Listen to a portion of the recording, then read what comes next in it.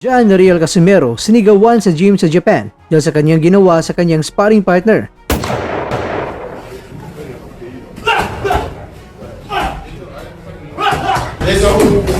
Light sparring ko na. Umigting ang tensyon sa loob ng isang boxing gym sa Japan matapos marinig ang sigaw ng isang Japanese coach habang nag-sparring sina John Riel Casimero at isang Japanese boxer sa ikatlong araw ng kanilang ensayo habang kapwa nagbibitaw ng mga kombinasyon.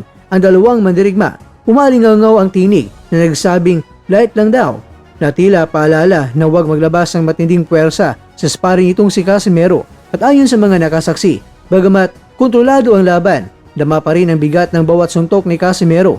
Hindi naiwasang mapansin ng mga naruroon ang kanyang lakas, kaya't pinaalala ng mga Japanese trainers na panatilihin lamang itong light. Sa kabila nito, makikita ang seryosong paghanda ng dalawang panig na parehong naglalayong mahasa bago ang kanilang laban sa hinarap.